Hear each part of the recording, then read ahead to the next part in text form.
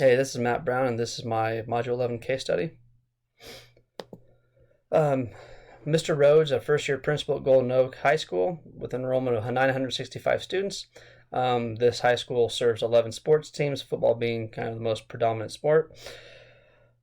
Most residents are middle income. There are some in poverty and some in higher end, but more recently, a more diverse population has risen over the course of the past couple of years. Dr. Newman, who is the superintendent, has expressed concern over the school attendance. 85% of the student body there have missed 10 days or more. Golden Oak has the lowest student attendance rate of all the high schools in the district, and the district actually still penalizes 5 unexcused absences through the grades. So it could be 10 points from the total of the grade for that quarter.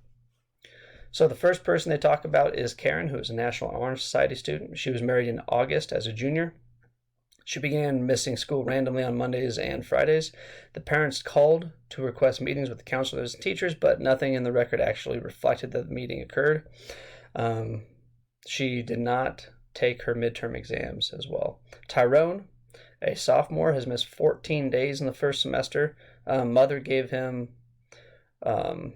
took him to Washington, D.C. for a week. Father took him to Canada for a week, and both these were all approved by the homeroom teacher.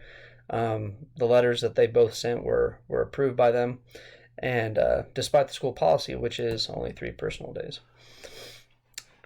Christina, who is a freshman, she missed 4 days in a row at 3 different weeks of the first semester. Outside of that, she was here. A minister had asked her to attend a out-of-town church meeting with her, and the homeroom teacher again approved them as excused absences. And the algebra teacher requested a meeting with the parents for missing major tests. Carl, who is a sophomore,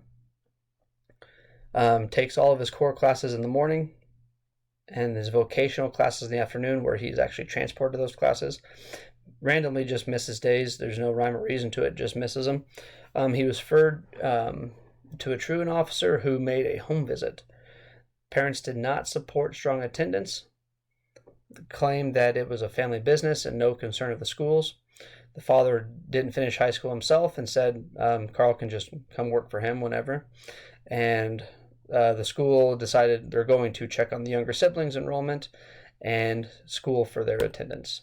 And the last one, John, who's a junior, quarterback on the football team, suffered an injury prior to Labor Day. The doctor did say he can come back and play the remainder of the season if he promised to continue his physical therapy. But therapy was from noon to 2:30 p.m. on Tuesdays and Thursdays. The athletic director requested John to go home and rest on Friday afternoons during football seasons, and the teacher had not reported these absences as excessive. And the AD, pretty well developed reputation with his 5 state championships he's won. So legal issues of this, the family itself is not beyond regulation of the public interest.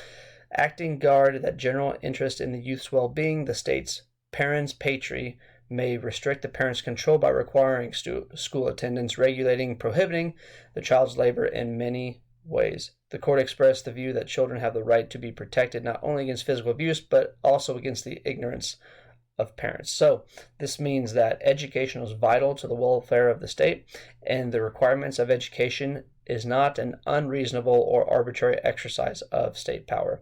So through this, students are typically excused for absences because of illness, death in the family, inclement weather, or any other valid reason pre-approved by school officials, and teachers are accountable for accurate documentation of this student attendance. So to kind of boil this down to one sentence, 85% of the students in the school have missed 10 days or more. Teachers are not following school policy on taking attendance, and they are not communicating these absences with administration. So section 4, to synthesize the facts, Mr. Rhodes, who is the principal, Dr. Newman, the superintendent, Karen, minister, is excusing her from school frequently to attend conferences. John has therapy during school hours and is also encouraged to miss Friday afternoons by the athletic director. Tyrone, who is a student, Parents excuse him from school to go on business trips. Karen, married as a junior, misses Mondays and Fridays pretty frequently, and the counselor never met with parents and teachers, at least to our knowledge. Carl, parents do not think attendance is important, and it's none of the school's business. Teachers are not recording or reporting these unexcused absences, and the athletic director is encouraging student absences. So this is all occurring in Golden Oaks High School, again, an enrollment of 965 students, which is in a suburban area. The program, it is a public high school, growing diversity, and serves grades 9 through 12. So to kind of review and prioritize what I feel like is the most important in this case study is that student learning will not occur if the students are not in school. If educators are not held to a higher accountability, they're harming their student academics. All educators, parents, and students, at least the ones that are mentioned in here, and all educators involved must be contacted for more information. And those questions I have right now, why were Karen's parents not met upon the request? And if they were met, why wasn't it documented? Are Carl's siblings having attendance issues as well? Has Tyrone kept up with his missing work? And why wasn't the extended absence communicated with administration? Why has Christina not made up the exam she has missed? And why is the athletic director granting John permission to miss so much school? So section 6, different options.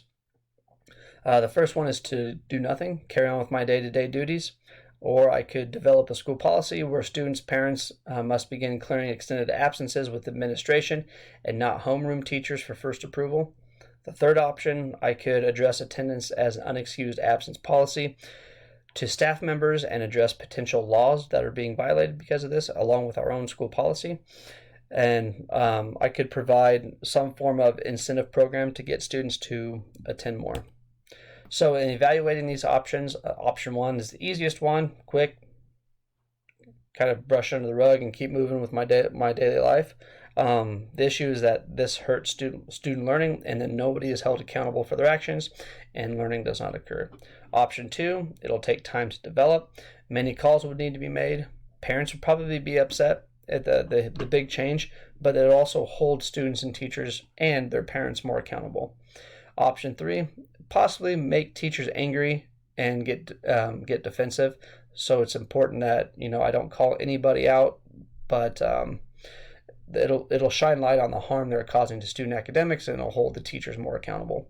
And option 4 provides students with a reason to attend school.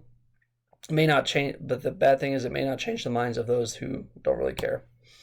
So in choosing an option, I just feel like a combination of 2, 3, and 4 would be the best course of action to take. If I were to develop or extend the existing policy, we'll keep administration in the loop for extended absences. I can create awareness for the staff for excessive unexcused absences and hopefully hold them more accountable for their actions, and just providing some form incentive program for students might encourage them to attend class more often. So when it comes to implementing this, the first thing I would do is meet with the staff.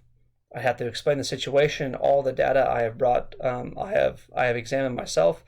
I'd express the policies and the laws that are potentially being violated at the school, and develop and explain the policy to the staff about accurately taking attendance and why it's so important. And then after that, we would have to work with the staff, or I guess we'd want to work with the staff to create some form of incentive program for the student attendance. They would probably know the students more than I would. What do you think the students would like? And I feel like it'd be the best course of action to put the teachers in teams to come up with a solution for that. And here is the standard.